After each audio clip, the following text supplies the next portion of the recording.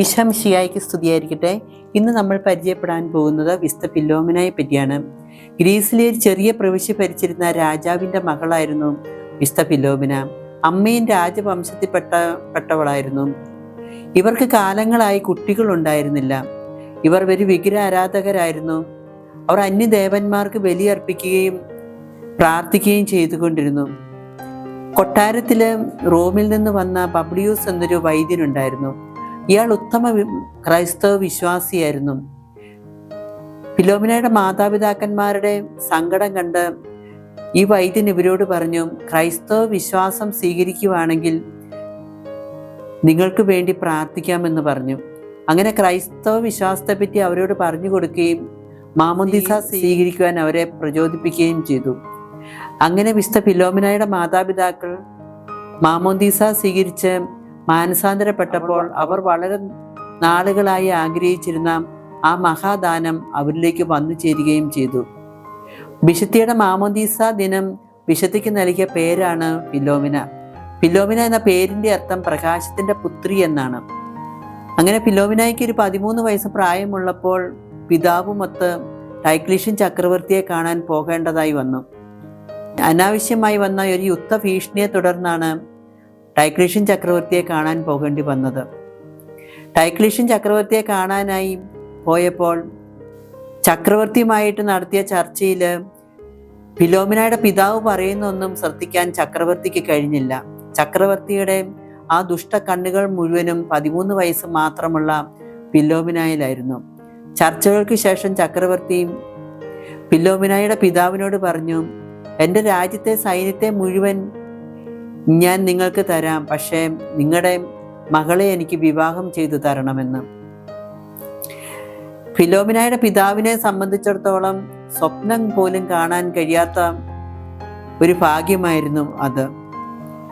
ഫിലോമിനയുടെ പിതാവ് അവിടെ വെച്ച് തന്നെ ചക്രവർത്തിക്ക് വാക്കുകൊടുത്തു. വീട്ടിൽ വന്ന് ഫിലോമിനയോട് ഇക്കാര്യം പറഞ്ഞപ്പോൾ ഫിലോമിന ഇതിന് സമ്മതിച്ചില്ല. ഫിലോമിനയെ സ്നേഹം കൊണ്ടും ഭീഷണിപ്പെടുത്തിയും പീഡനമേൽപ്പിച്ചുമൊക്കെ അവർ പരിശ്രമിച്ചു നോക്കി. പക്ഷേ ഫിലോമിന സമ്മതിച്ചില്ല. ഞാൻ എൻ്റെ കന്യാത്തനം ദൈവത്തിന് സമർപ്പിച്ചതാണ്, അതൊരു മനുഷ്യനോടുള്ള സ്നേഹത്തെ പ്രതി ഉപേക്ഷിക്കാൻ തയ്യാറല്ല എന്നവൾ ഉറപ്പിച്ചു പറഞ്ഞു. അവളുടെ മാതാപിതാക്കൾ അവളോട് കേണപേക്ഷിച്ചു, ഞങ്ങളെ പ്രതിയും രാജ്യത്തെ പ്രജകളെ പ്രതിയും നീ ഇതിന് സമ്മതിക്കണം.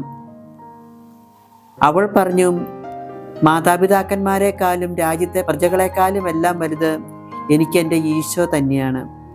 അങ്ങനെ ചക്രവർത്തിയുടെ ആജ്ഞയനുസരിച്ച് ഫിലോമിനയെയും കൂട്ടി ചക്രവർത്തിയെ കാണാൻ പിതാവിന് പോകേണ്ടതായിട്ട് വന്നു.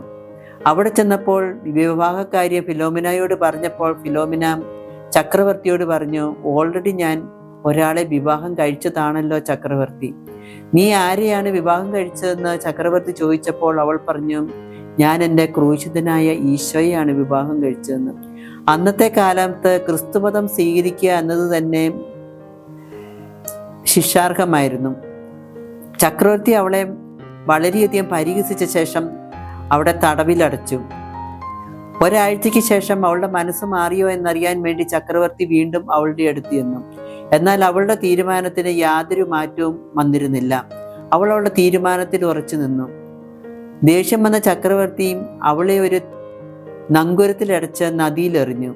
എന്നാൽ അവളെ മലഹന്മാർ അവളെ കാത്തുരക്ഷിച്ചു പോന്നു. അവിടെ നിന്നും അവൾ രക്ഷപ്പെട്ടു. അതിനുശേഷം അവളെ ബന്ധിച്ച ശേഷം അമ്പെയ്ത ഭടന്മാരിലേക്ക് തന്നെ അമ്പ് തിരിച്ചു വരികയും 5-6 ഭടന്മാർ കൊല്ലപ്പെടുകയും ചെയ്തു. കുപിതനായ രാജാവ് അവളെ ശിരച്ഛേദനം ചെയ്യാൻ തന്നെ തീരുമാനിച്ചു.